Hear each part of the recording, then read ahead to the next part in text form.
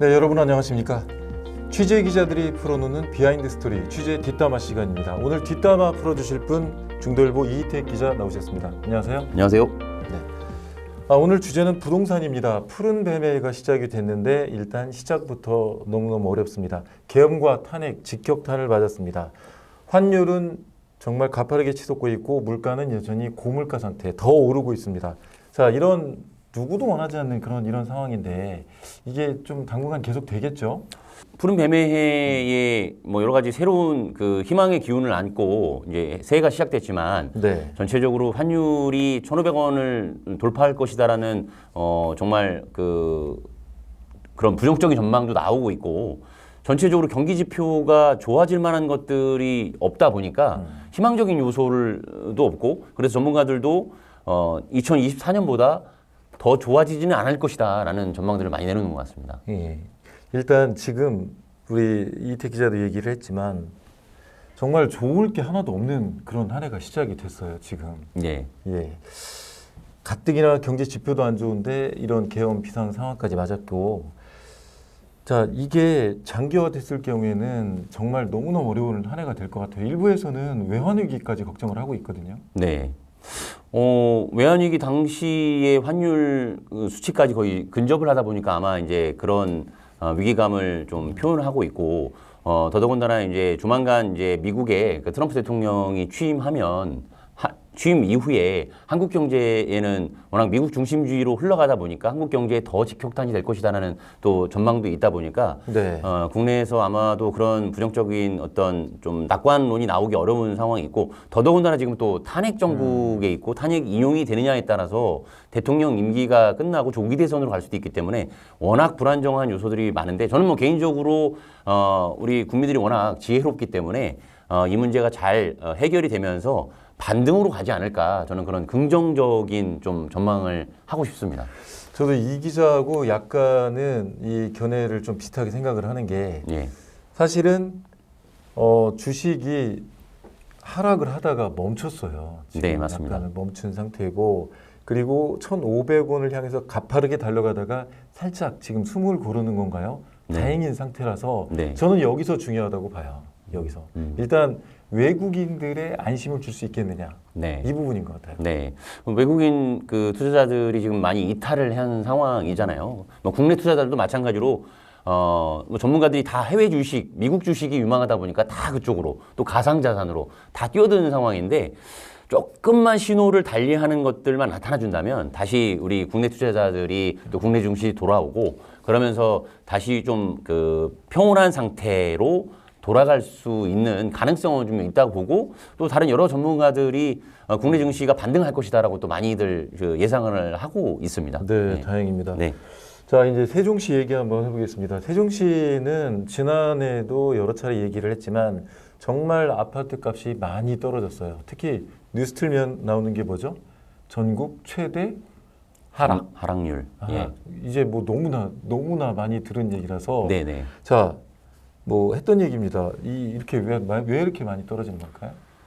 일단 뭐 외부적 요인에 대해서 뭐 말씀드리자면 뭐 이제 시민 여러분들께서 잘 아시겠지만 2020년 7월에 민주당의 김태년 전 원내대표가 국회에서 행정 수도를 이전하겠습니다라고 선언하면서 갑자기 아파트 값이 급상승을 했고 이게 뭔 일이지? 다들 막 무슨 로또를 맞은 것처럼 광풍이 불었죠. 그래서 당연히 세종시가 너무 튀다 보니까 전국적으로 세종시에 너무 많은 특혜를 주는 거 아니냐는 시기 질투가 있을 수밖에 없었고 그런 과정에서 그 다음해인 2021년에 수도권의 LH 투기 논란이 또 전국을 또 감싸 안게 되죠. 그런 과정에서 세종시 특공 문제가 또 터졌습니다. 뭐 이러다 보니까 특공이 전면 폐지되고 이러면서 세종시를 저렇게 놔두면 안 되겠고 규제도 좀 강화하고 좀 조정을 해줘야겠다. 세종시에 이제 규제가 몰린 거죠. 그렇죠. 네. 자, 그런데 얼마나 떨어졌습니까? 취재해봤죠. 일단은 뭐 부동산 업계에서 분석하는 것은 평균적으로 고점 2020년 7월 이후에 고점에 치고 갔을 때에서 35%가 빠졌다. 요렇게 좀 보고 있는데 세종시를 살고 있는 집주인들 입장에서는 더 빠졌다 생각하시는 분들이 많은 것 같습니다. 집주인? 저도 집주인인데요. 우리 강 기자님께서도 뭐 저도 집주인이잖아요. 집주인이죠. 예, 예. 근데 저는 조금 생각이 다릅니다. 저는 그냥 처음 제가 2019년에 반곡동으로 이사를 왔는데 완만한 상승세, 그 올라갔던 거 빼고 그냥 2019년부터 2024년까지 놓으면 완만한 상승세, 이게 정상적이다. 그래서 저는 이 정도의 흐름이면 괜찮다. 그러나 저는 이제 앞으로 미래는 세종시에 반드시 지금보다 반등할 일이 다시 한번 온다. 이렇게 좀 보고 있습니다. 네, 그 얘기는 잠시 뒤에 다시 한번 얘기하도록 하겠습니다. 네. 자, 그러니까 집주인들이 느끼는 것은 수치상 평균 수치 35%보다 훨씬 더 많이 빠졌다고 느낄 그렇게 것이고, 체감, 예. 그리고 집을 이제 그 임차인들이라든가 집을 사야 될 분들은 아니다.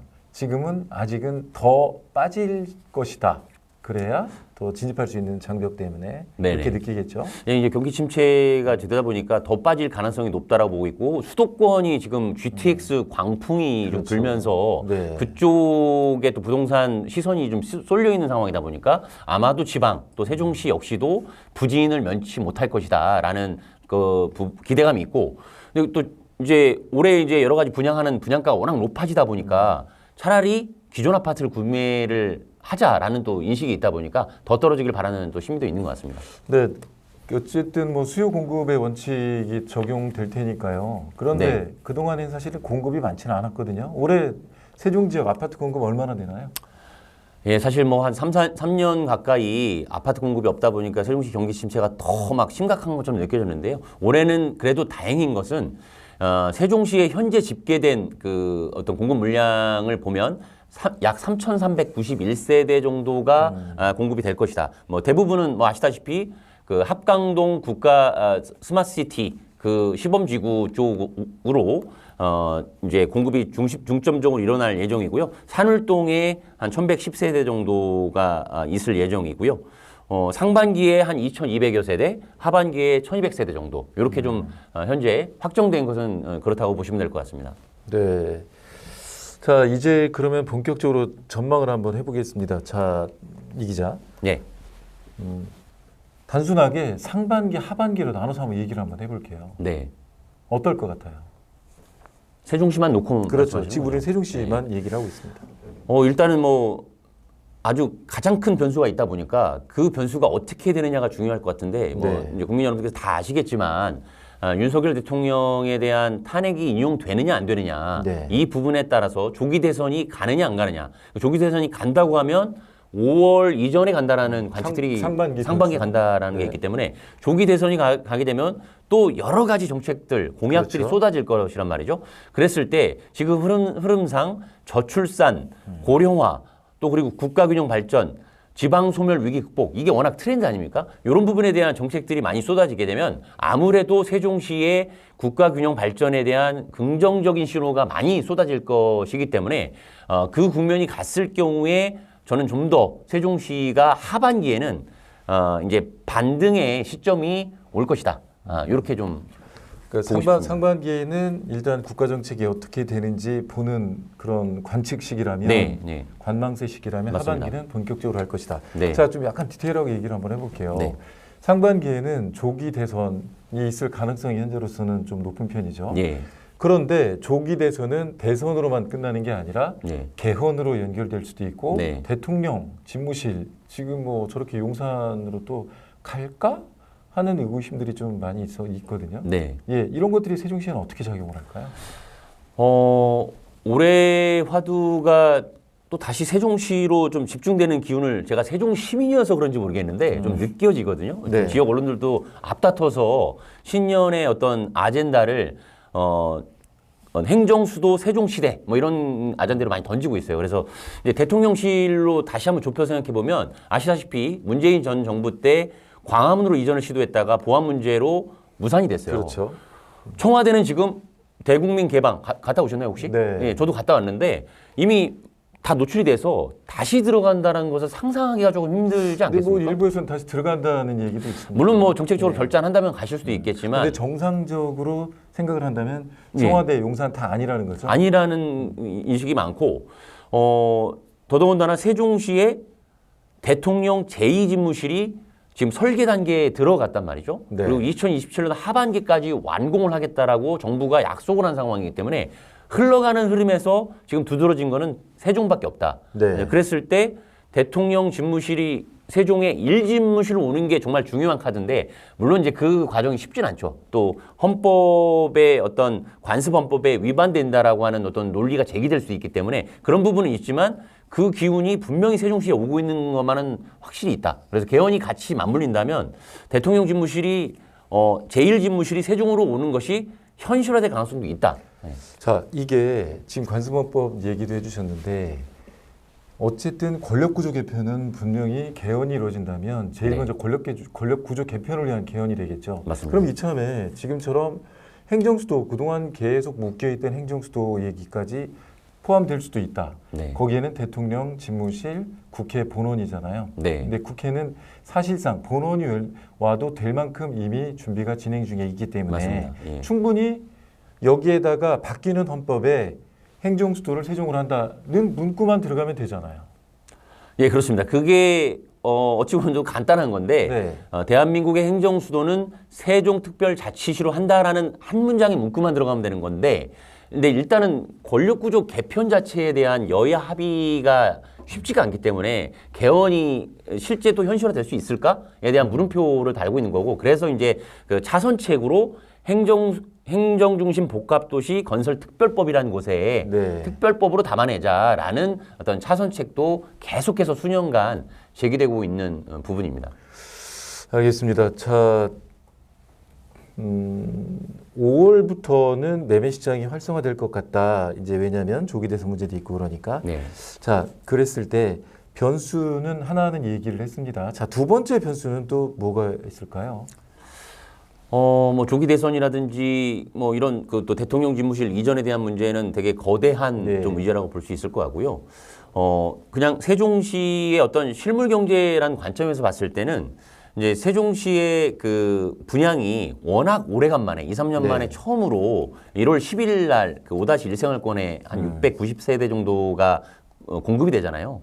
근데 중요한 건 이전에 2, 3년 전에 2021년 정도에 분양됐을 당시에 3.3제곱미터당 그 분양가가 1,200만 원대 후반이었단 말이죠. 뭐 전국적으로 다 오르긴 마찬가지인데 지금은 이제 확정 그 입주자 모집 공고가 나와봐야 알겠지만 1,700만 원대가 된다라는 얘기가 나오거든요.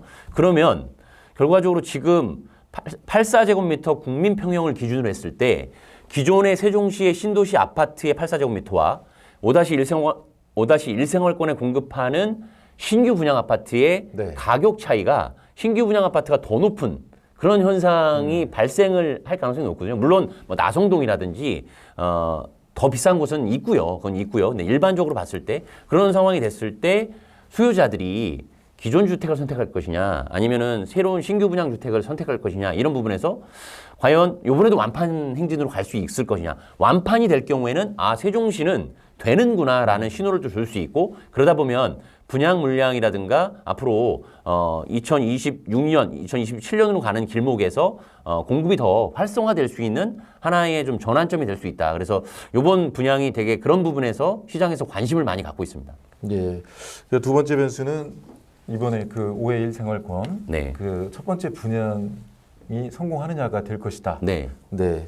이건 아까 그런 국가적인 그런 화제가 아니라 세종 지역적으로 우리가 네. 눈여겨봐야 될 그런 변수였던 것 같습니다. 네네. 자, 그리고 총부채 원리금 상환 비율 DSR. 네. 예, 이것도 변수가 되겠어요. 우리 강 기자께서는 요거를 작년에 체감하셨나요, 혹시? 대출을 전혀 안 받으셨죠? 뭐 대출이 조금 있긴 예. 합니다. 뭐. 네, 저는 대출이 조금 있다 보니까 네. 한동안 그 대출 금리가 되게 낮게 적용이 됐는데 갑작스럽게 월에 부담해야 될 대출이 확 늘어났어요. 그래요? 그게 이제 스트레스 DSR이라고 하는데 그게 작년 한 해로 그치면 좋은데 올해 7월에 한 번 더 올리겠다라고 이제 지금 정부가 선언을 한 상태라 이제 쉽게 말해서 대출 이제 많이 받지 마라. 그리고 돈 많은 분들 많이 못 받게 한다. 이런 신호거든요. 그러다 보니까 대출을 옥죄면 아무래도 내가 이제 1주택을 갖고 있는 사람 입장에서 뭐 2주택으로 간다든지 다주택으로 간다는 부분들이 좀 망설여질 수도 있고 또 일반 서민들이 무주택 세대가 내 집 마련의 꿈을 실현한다라는 과정들이 대출이 좀 옥죄어진다면 매달 갚아야 될 상환 그 금액이 높다라고 하면 좀 고민스럽지 않겠습니까? 그래서 그런 부분들이 조금은 변수로 또 작용할 수 있을 것 같아서 그래서 오히려 이제 상반기 6월까지 이 그 스트레스 DSR 비율이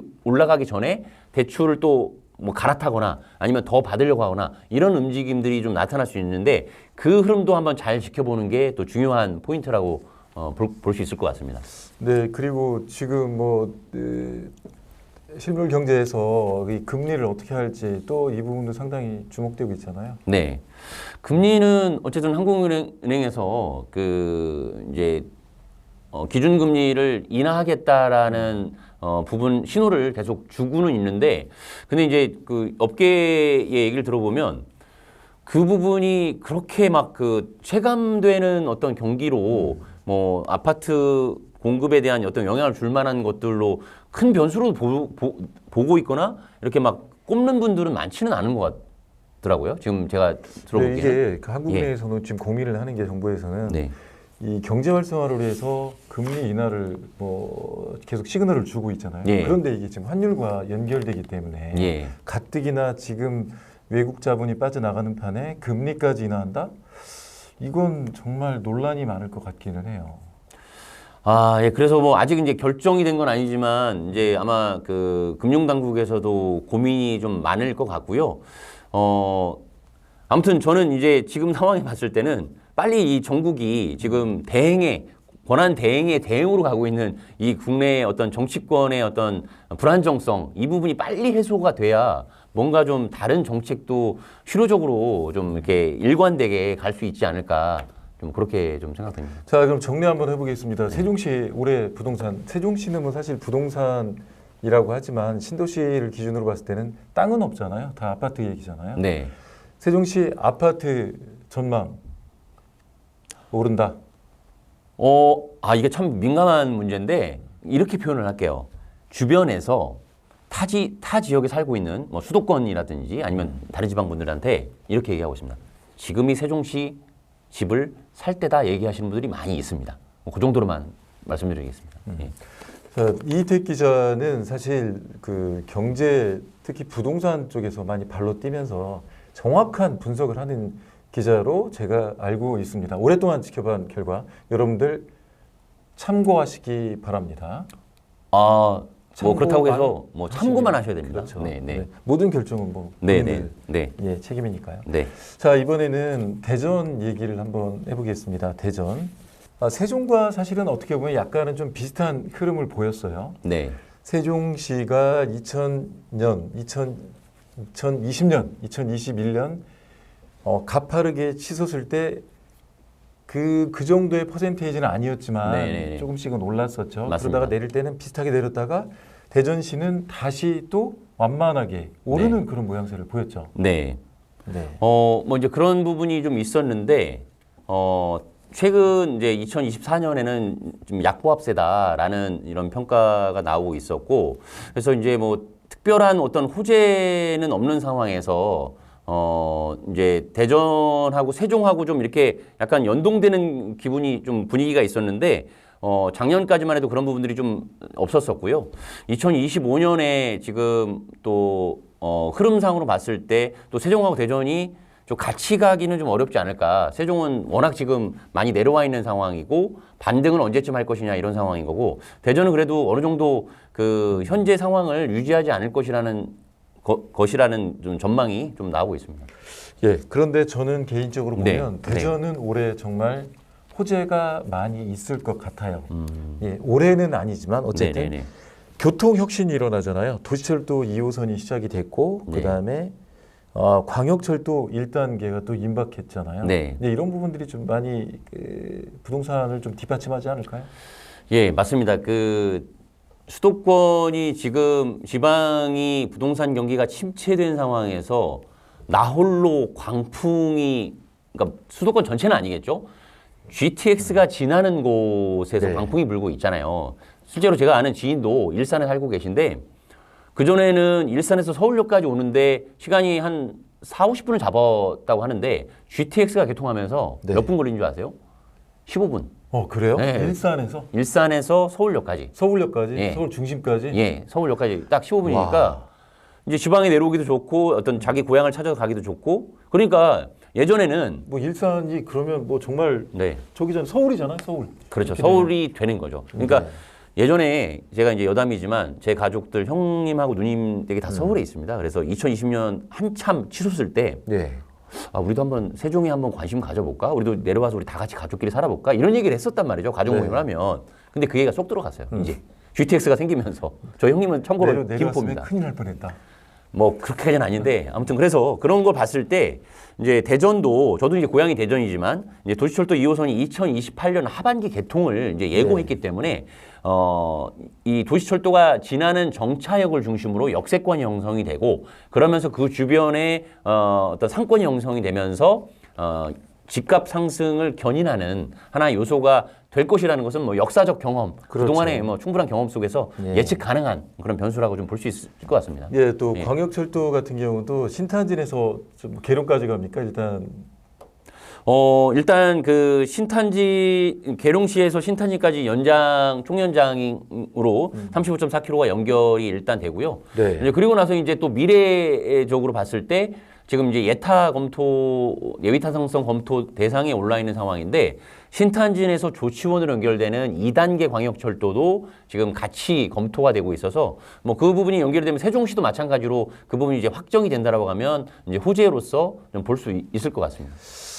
그렇습니다. 근데 그 속도는 좀 더딘 것 같아요. 네. 왜냐하면 대전과 세종은 한 생활권이지만 사실은 지금 직접 이어주는 교통수단이 반석역으로 가는 BRT 네. 밖에 없잖아요. 네, 예, 예. 예, 그런데 계속 전철릭이 나오다가 쑥 들어갔죠. 뭐 민자로 한다는 얘기도 있고. 네. 예, 눈에 오질 않다 보니까 네. 이 세종에 대한 것들이 좀 약간 교통에서 소외되지 않나 그런 생각도 들어요. 외부 네. 교통.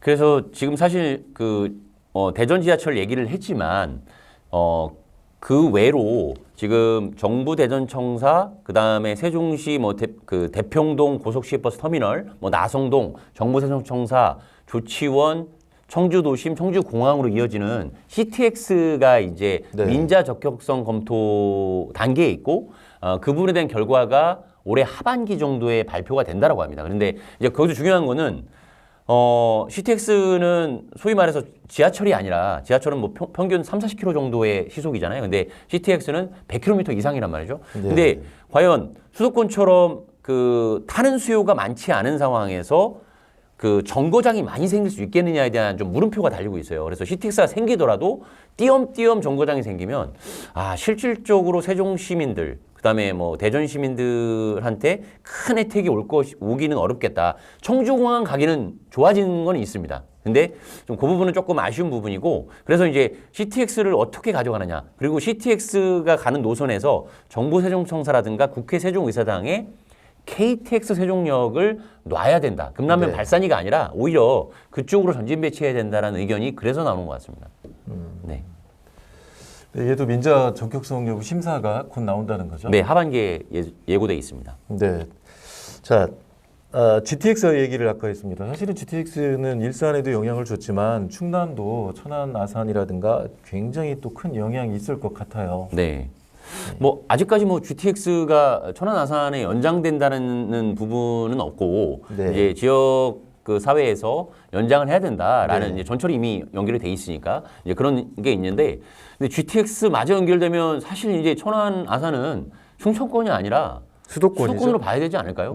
네. 근데 그 부분이 저도 이제 계속 고민스러운 거는 강자께서는 어떻게 생각하시는지 모르겠지만 CTX가 연결돼도 그렇고 수도권하고 이렇게 뭐 고속도로가 또 생기잖아요. 2026년에 그렇죠. 서울 세종 고속도로가 생기는데 네. 서울 수도권으로 접근성이 강화되는 것이 빨라지는 것이 과연 지역에 도움이 될까? 아니면 더 어떤 그 수도권으로 블랙홀을 더 강화하는 촉매제가 될 것인가? 아니면 수도권의 인구를 분산시키는 그렇죠. 것인가. 그렇게 될 것인가? 그 부분이 조금 약간은 물음표가 달리고 있는데 일단은 뭐 저는 분산 효과가 뭐 정부 정책에 따라서 같이 맞물려진다면 그렇죠. 오히려 좀 좋은 신호가 뭐 약간 수도권에 위성 도시의 뭐 그건 좀 기분 나쁜 얘기지만 어쨌든 수도권 인구 분산을 해야 되는 것이 국가적 과제이기 때문에 뭐 그런 면에서는 좀 더 좋은 점이 많지 않을까 저는 그렇게 좀 보고 싶습니다. 그런데 지금까지 경험으로 제 오랜 취재의 경험으로 봤을 때는 네네. 수도권은 항상 몰렸어요. 맞습니다. 이런 경우에도 정말 우리 이 기자가 좀 아까 얘기했던 것처럼 예. 지역 분산을 이끌 수 있는 대책들이 많이 나와야 되는데 네. 그런 대책들이 나오지 않는 상황에서는 네. 오히려 수도권 일극주의, 예. 수도권 집중, 빨대, 블랙홀로 가는 현상이 더 심화될 것이다. 네. 예, 좀 그런 안타까운 전망이죠. 맞습니다. 뭐 세종시가 생기고 지방의 혁신 도시가 12개 도시가 생겼음에도 불구하고 공공기관이 다 내려가고 있는 흐름에도 불구하고 수도권 인구는 2019년에 이미 네. 이제 대한민국 절반을 넘어섰고 그 추이가 꺾이지 않고 조금씩 상승 곡선을 여전히 그리고 있다라는 데에서 도대체 어떤 정책을 써야 그러니까요. 될 것인가? 예. 제가 정말 화가 나는 일이죠. 우리 네. 같은 이런 중부권에 살고 있는 사람들은 왜 수도권에만 모든 정책들이 몰리고 사람들이 모이지 않는 정책을 펴야 되는데 네. 오히려 수도권이 불편해지지 않도록 더 많은 정책을 쏟아붓고 있다는 거죠. 맞습니다. 예. 네. 자, 충남 같은 경우는 아까 뭐 천안 아산 얘기했습니다만 또 다른 변수가 있습니다. 그게 바로 뭐냐면 서해선 복선철도 개통, 네. 그리고 내포 신도시에 공공기관이 오느냐 이런 부분도 되게 중요할 것 같아요. 그러면 사실은 그동안 충남의 부동산 경제는 천안 아산을 중심으로 있었는데 이게 중심부로 내려올 가능성이 있다는 거죠. 그 부분은 뭐 사실 제가 이제 아주 그 밀도 있게 좀 살펴보지는 않았는데 이게 아직까지는 그 이 뭐 소해선 복선철도라든지 내포 신도시에 대한 부분에서 이렇게 막 주요한 화제로 부동산 시장의 화제로 좀 부각이 되지 않다 보니까 거의 이제 수면 아래로 많이 가라앉은 적이 있다 보니까 이거를 막 또 어떤 호재다 장밋빛이다라고 얘기하기는 조금 이른 단계가 아닐까 저는 그냥 감히 또 그렇게 한번 예.